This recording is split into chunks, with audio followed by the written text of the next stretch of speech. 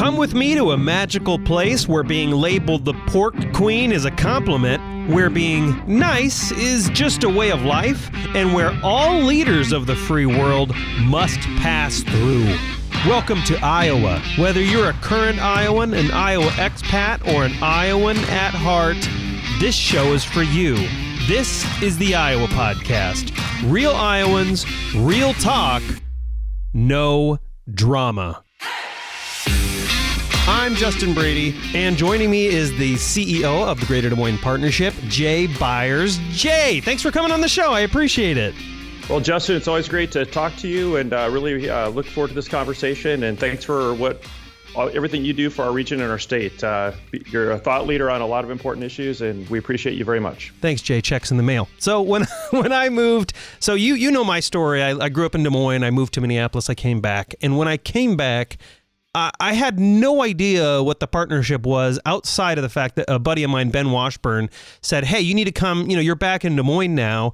And if you want to grow your business here, at the time I was doing a design company, because if you want to grow your business here, you kind of don't have a choice. You have to come to the partnership dinner. That's where everybody is. That's where, that's how you need to plug yourself in. So he actually paid my way for the first partnership dinner, and I was blown away by the partnership and what they were doing. But I'll be honest, before that, I had absolutely no clue what the partnership did.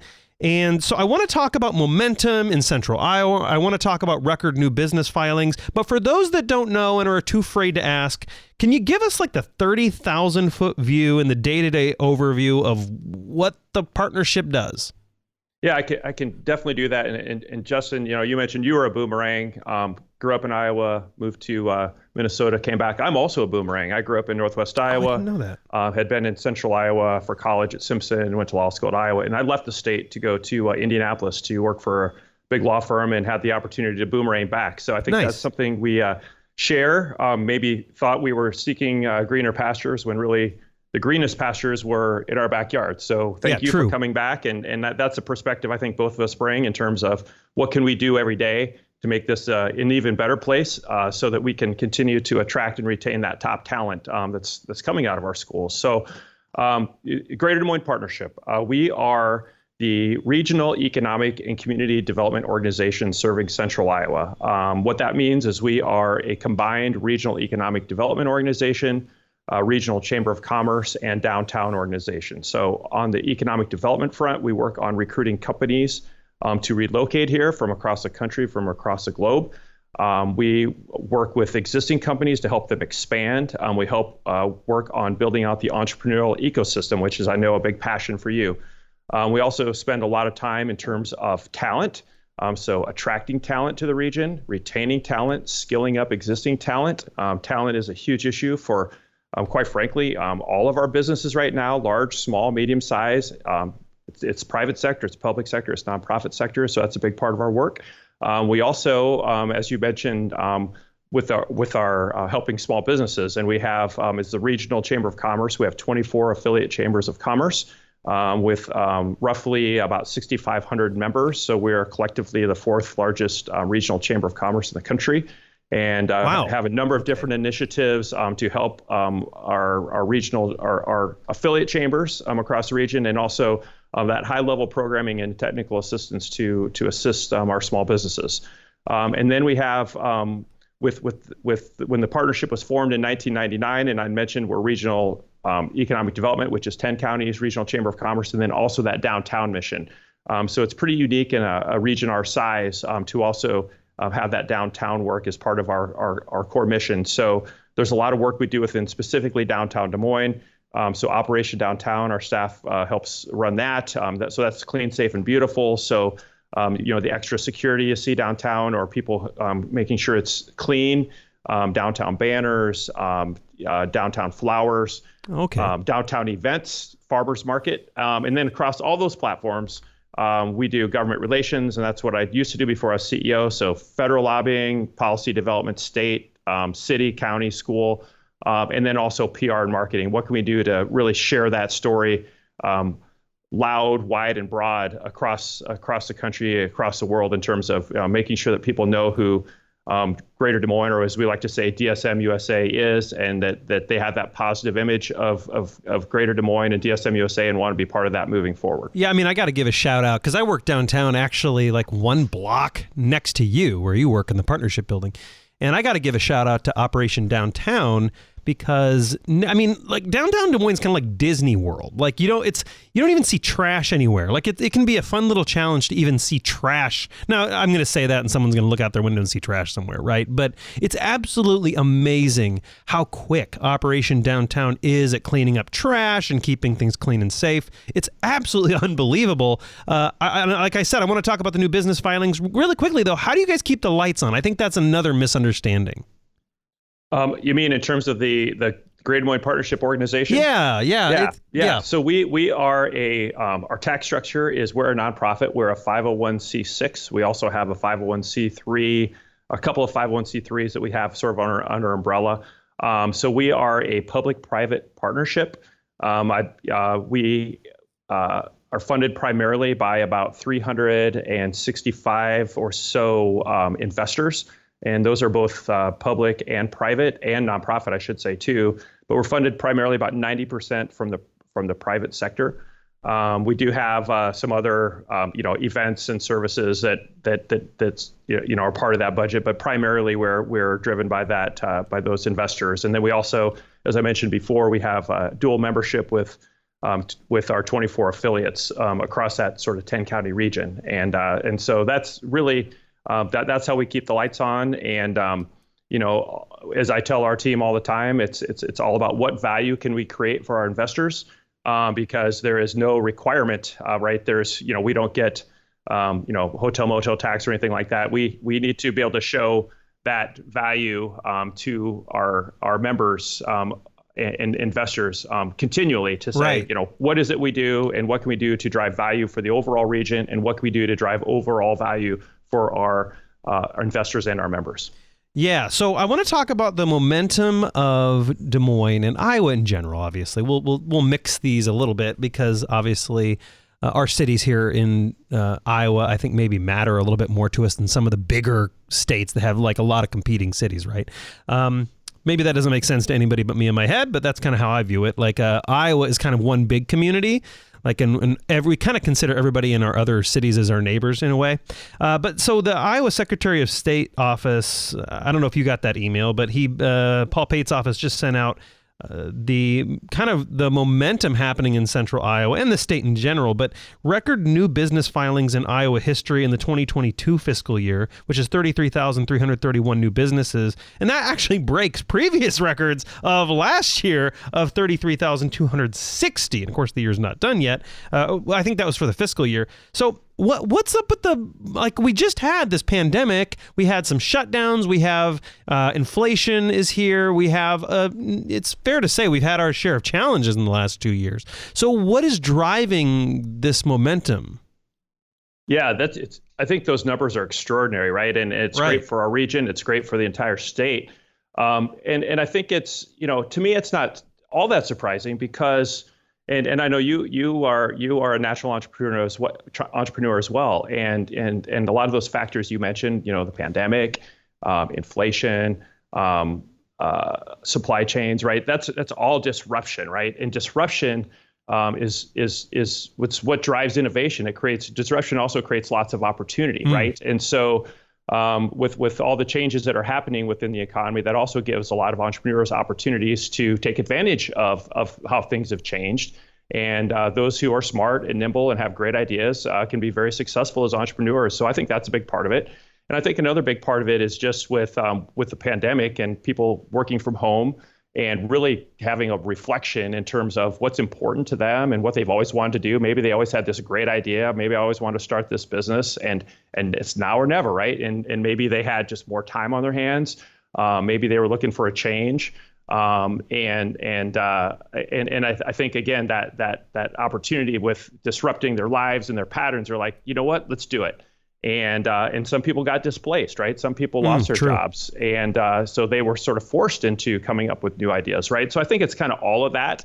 And But and really these patterns are happening in Iowa, but they're happening across the country as well too. So there has been a sharp rise in entrepreneurship and new business starts, and right, no business lasts forever either, right? So it's exciting to see all these new businesses and a lot of great ideas, and some of them doing extremely well, and some just really exciting new innovative ideas that we're seeing out there, and I think it's just really healthy. Yeah, I mean, so does you or your team, when you see these numbers, what goes through your mind? Do you start thinking of, we got to support this somehow? Do you start creating strategies? Like, what is that default switch that gets flipped on at the partnership when you see numbers like this? Yeah, well, I think we've focused on entrepreneurship and small business, all the time, right? So I think it's very gratifying for us to see these numbers, but I think it does, gives us that hope for the future that, what additional assistance can we provide? What sort of thought leadership, what kind of programming can we put together? What kind of inspiration, what kind of storytelling can we do to make sure that these new businesses that are doing great things, that other people know about it, that other people know about it here, that people know it nationally, right? And can give them those sort of national platforms through that storytelling. So, and I think there's also, we spend also a lot of time focusing on diversity, equity, and inclusion.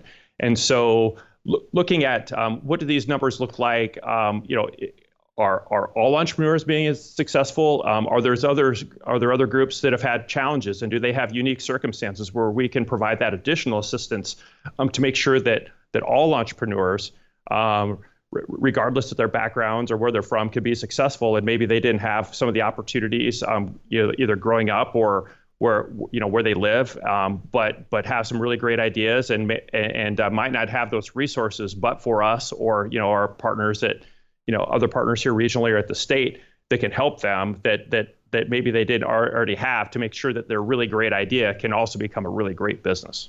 Yeah, and I think the value of being a resource and a guide can't be overstated, right? Like, everyone in a particular community that is very plugged in is kind of like, well, I know where all the resources are for me. Like, this is, fairly obvious who struggles with this. But then I ask them, okay, now go find the resources in Omaha, or go find the resources in San Francisco or Denver, and get back to me. And you don't know what keywords to search. You don't know what entities are, like the partnership, that are, supported by a lot of investors, legit. You're really plugged into the community. You're kind of the core of the, Greater Des Moines area community. And I would venture to say a big part of Iowa.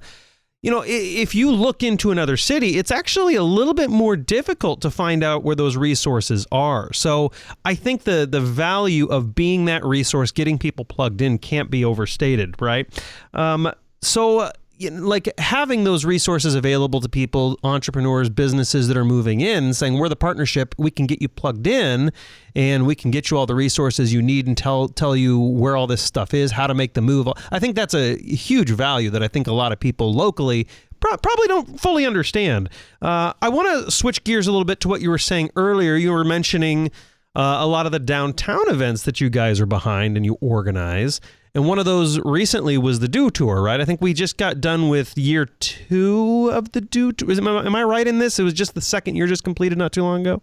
Yeah, it was year 2, and I'll make sure that the Catch Des Moines and Convention and Visitors Bureau were the lead, definitely, on that project, right? And so it's something that we helped promote, and we're very excited. But we'll have to give Catch Des Moines the credit for bringing that one to Central Iowa, and we were heavily engaged along with them, along with the city, along with Polk County, a lot of other partners in the development and completion of the Lordson Skate Park, which was, absolutely critical in the ability, when you have the largest skate park in the country in downtown Des Moines, which, you tell people that outside of Iowa, and they sort of scratch their heads, and they're kind of dumbfounded by that. But right. but it's that's one of the great things about our community. It's like, for us, it's like, well, why not, right? So when the young skaters and their families were working on this and needed some extra help to get this thing across the finish line, whether it was the partnership and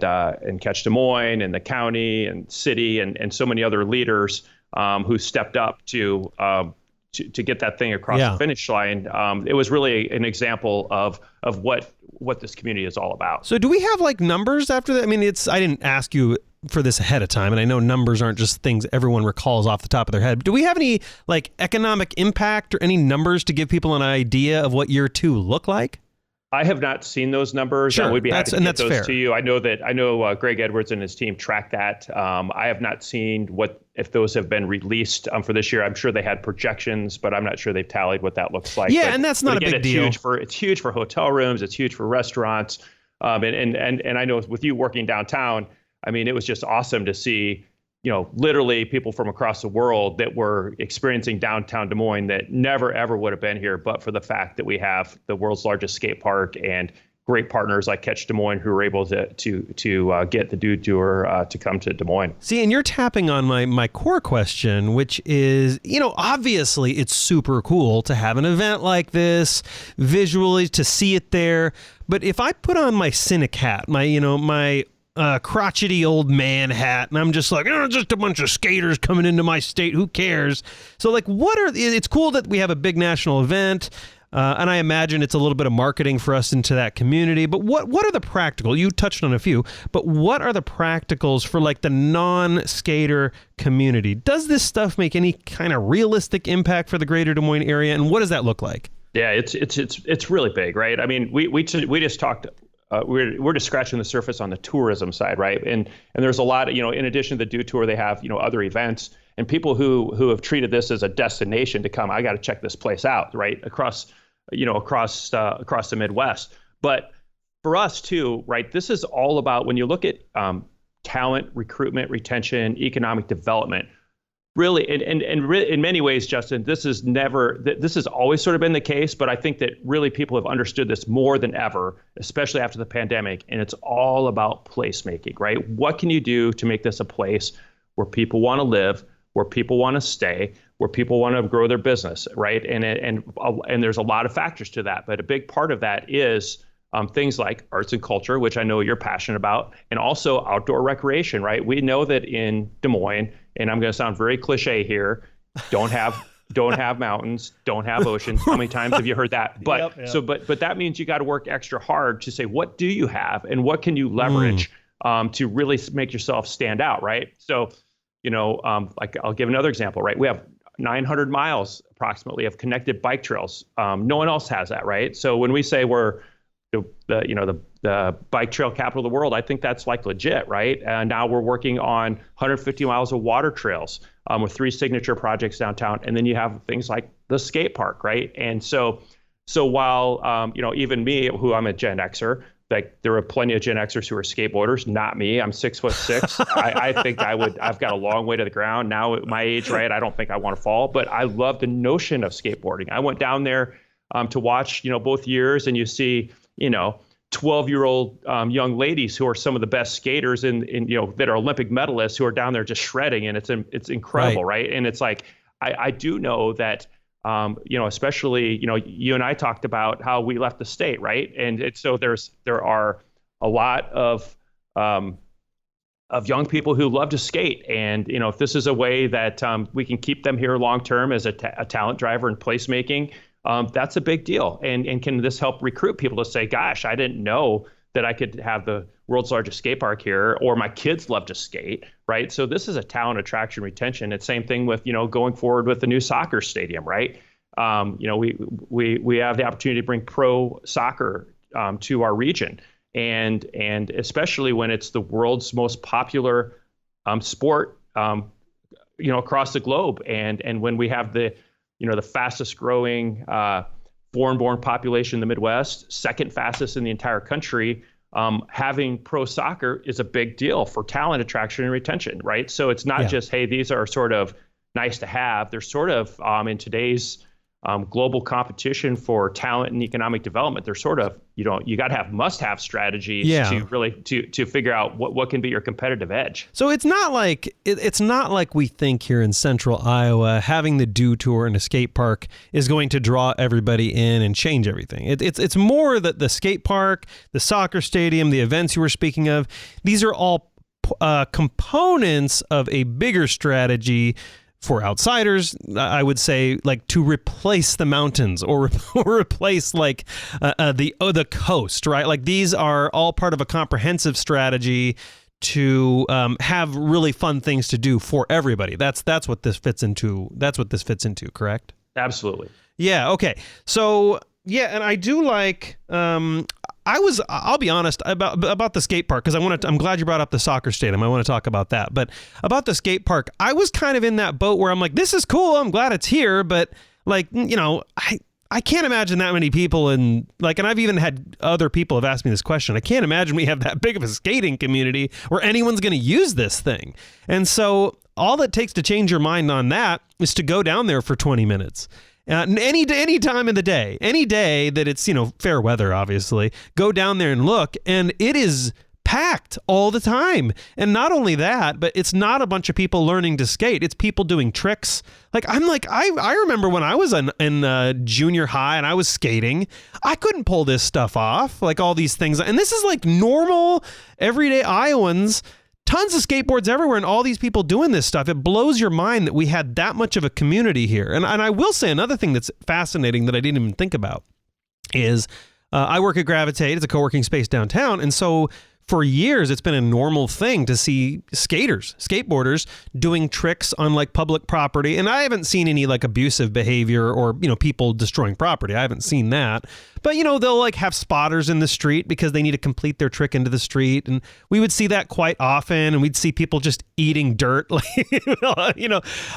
and we don't see that anymore because they all have a spot to do that, which is fascinating. So now we still do see skaters, but they're respectfully going down the sidewalks to get to the skate park because it's a better spot to have. It's a better spot to interact with their friends and show off what they're working on. So, if anybody doubts that Des Moines is a skate community, go down and look at the skate park. It'll blow your mind. It's unbelievable. So you brought up the soccer stadium. I want to talk about that. What is the status on this, and like what's the potential impact of that? And how much on the hook are taxpayers for this kind of thing? Yeah, all great questions. I just one last sort of comment on the skate park, right? Yeah, I mean, please. The proponents of skate parks will say either your community has a skate park or it becomes one, right? And so I think what you said is that. Exactly right? And so anyway, it is really fun, and any of your listeners out there who have not gone down there, any night of the week, or in the weekend and just sit and watch for half an hour. It's fun to watch them, and there's some really great local skaters. And so anyway, and make sure to put on your Twitter. Make sure to put on your Twitter profile when you're going to go down there and try some tricks, because I know everyone wants to see that for sure. Well, that'll be pure entertainment, right? And that will be economic development. You and me both. For the healthcare system. We can both do it and look like fools together. Anyway, sorry about that. Soccer stadium. So soccer stadium, right? Super exciting opportunity on so many fronts, right? So. We have the DICO site, right? Downtown when you're coming in from the airport, and the first thing you would see when you come into downtown for, literally the last 40 years was a super fun site, the old DICO site. That was, those of us who have lived here for so long, you just, you sort of block it out. But really, that's the first thing people saw, right? And environmentally contaminated, a really difficult situation in terms of coming up with a strategy. And so things just really sort of fell together with the city of Des Moines, with the EPA, the other parties involved, and to come up with the strategy to get this thing cleaned up. At the same time, the Krause Group was, had bought up some other land around downtown and will really looking to invest in a soccer stadium, right? And there's been a lot of evolution of that project, of which we've been heavily engaged with and continue to be heavily engaged with. It's a very complex project. There's state engagement, there's county engagement, there's city engagement, there's private sector engagement, fundraising. So the capital stack and the deal to put this thing together is very complicated. But all that being said, the opportunity to take down the DICO site, to build a pro soccer stadium downtown that will drive development all the way around, area of downtown south of MLK, which was, a very large area that was highly underutilized, partially environmentally contaminated, to really bring this amazing new sort of, entire, downtown neighborhood out of the ground is super exciting. And so I think we have the right players working on it. There's been, a lot of the private fundraising has been very successful. Working with the state on the Iowa Reinvestment Act has been successful. Still working with the city and county in terms of what their participation could look like. And then at the same time, dealing with issues such as inflation, supply chain. When you're doing construction projects, it's tough right now, right? And right. So I think that what we have with that group is a lot of really smart, good people that are rolling up their sleeves and putting together what that plan looks like and hammering out what those details and timeframes look like. Final details of the stadium and the Global Plaza. So there's still some moving parts, but it's been very exciting to work on, and it's, everybody has that sort of goal in mind of what do we need to do to get this thing across the finish line. And again, if you look at, again, what's that mean for, taking down a Superfund site? What's that mean for bringing pro soccer to Iowa for the first time, and what that means in terms of town attraction and retention, especially with what international talent has meant to the economic growth of our region so far, and what it needs to be moving forward. It's a key strategic investment, and we're proud to be part of it, and we'll continue to work with all of our partners to do everything we can to get it across the finish line. Now, you're not a government guy, right? So you don't like tax structures and all that stuff. That's not your area. But do Des Moines residents or Greater Des Moines residents, are they going to see a tax increase? Like, is City Council going to be asking us for a tax increase in the near future? Do you have any information on that? The answer is, will they see a tax increase because of the soccer stadium? I think the answer to that is no, right? There was. I don't think there's any discussion right now to put together a bond issue or anything like that to pay for this. There's definitely different finance options that cities and counties have in terms of just economic development in Sure. general, whether that's tax increment financing at the state level. It's a sales tax increment financing tool through the Iowa Reinvestment Act. And again, with projects like that and redevelopment projects especially, there does need to be a level of government assistance to get these things across the finish line, because when you have environmentally contaminated areas and just redevelopment in general, it's more expensive. And so it's really all about sort of public-private partnerships in a way that makes the most sense. And again, that sort of combination of state, county, city coming together to utilize their tools that they have in their tool belts to collectively put together that package is what's happening sort of behind the scenes right now. And again, a lot of moving parts, but it's still a very, very exciting project, and a lot of sharp minds working on it. Yeah, and so you're obviously not an elected leader, so as far as there's going to be no tax increases, and the money is basically coming out of funds that are already accounted for lack of a better term. So it is, and a lot of it's based off of quite frankly future revenues, right? Sure. So when you look at tax increment financing or sales tax increments financing, the case can be made, right? Not everybody's going to agree with me on this, but as an economic developer, but for these projects, that money would never exist, right? So like, without the soccer stadium, would there be additional development that will happen around there, or will it make it happen a lot faster? And then when you run those numbers, that tax, some of that increment that goes into projects like this, and whether you monetize it up front or later, that money wouldn't exist but for projects like this, right? So it's really looking at future revenues, and then long term you build all these other assets that are taxable at commercial levels. When those the TIFs and the sales tax TIFs run out, and long term that these are going to be big time opportunities to help fund. City, county, state government long term with these short term investments of taxes that currently don't exist, but for those projects would maybe never exist. Yeah, and I agree with the implication there, right? That there you can get smart people on both sides that see it two different ways, right? Understood. Totally makes sense. I wanted to touch on water trails a little bit, but we're going to rock through these because we only have like 50 seconds left. Really quickly though, soccer stadium launch date. Is there any idea when that happens? I have not heard the specific date in terms of what that's looking like right now. I believe next couple of years, something like that? I think it was 2024, 2025 is what they're looking at right now. I don't know what those exact dates are right now. I didn't ask ahead of time to have you prepared for that, obviously. So maybe next time we can talk about the water trails. I know there were rumors, or not rumors, but there were projects near the 235 and Des Moines River kind of junction near downtown. We'll have to save that for another time. But the question I want to end on, and this is like a 30-second answer probably, but just what's your big priority for the rest of this year and going into 2023? Yeah, it's a great question. So we've got a number of strategic priorities. I'll try to go through these fast. That's fine because we're already over time. And would love to talk about the water trail sometimes too. Very, very exciting. So in no particular order, the Des Moines International Airport Terminal project is a top priority for us. Another huge capital investment project that involves a lot of different players, and that's still moving forward, and excited about that project. But it's our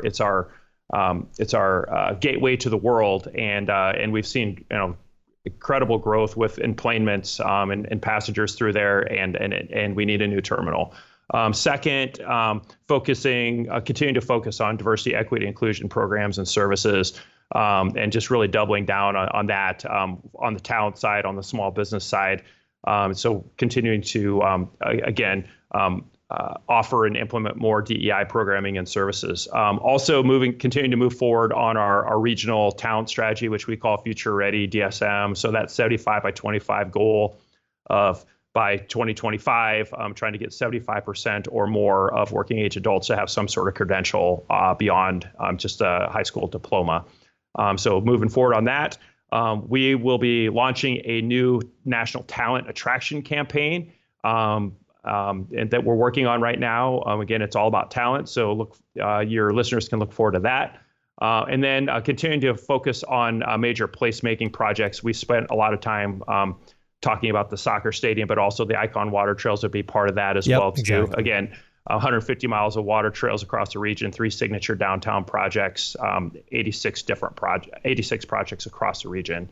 And then also focusing on the sort of return to work and what that looks like in terms of downtown, but across the region, and what can we do to help make sure that we can provide those tools to our employers to make it a place where people want to come back to work, so it's not forced to come back, but things like FOMO and engagement. Sense, and again, we know the workplace is going to look different moving forward than it looked like before the pandemic, and hybrid in many ways for knowledge workers is here to stay. But there's a lot of things that we can do in terms of that commercial real estate side to make this a place where people still want to come to work at least some days of a week or in some cases every day. And it's going to be a part of Jay Byers' new Skate to Work program here in Des Moines, where you're forced to skate to work to have more fun. For any future, I like it. Yeah, I'm really excited to see the announcement of that coming out next year. For any other how can people connect with you and connect with the partnership if they want to see that full list and understand what you guys are up to? Sure. Well, you can find everything the partnership does on dsmpartnership.com. And I will say one last thing too, Justin. Yeah, quickly. This is a very exciting time for our region as a whole. And one of our priorities, which I didn't mention, is Capital Crossroads, which is our regional vision plan. We partner on this with a lot of other partners, the Community Foundation, United Way, Catch Des Moines, Bravo, the Publix, so many other partners. And we are working with our partners this year to put together what we call Capital Crossroads 3.0, and really that next vision plan, the next 5 years plus for our region. Let's make Greater Des Moines even greater. Jay Byers, CEO of the Greater Des Moines Partnership. Thank you so much for coming on the Iowa podcast. I appreciate it. Justin, thank you, and thanks for all you do, and happy to come on anytime.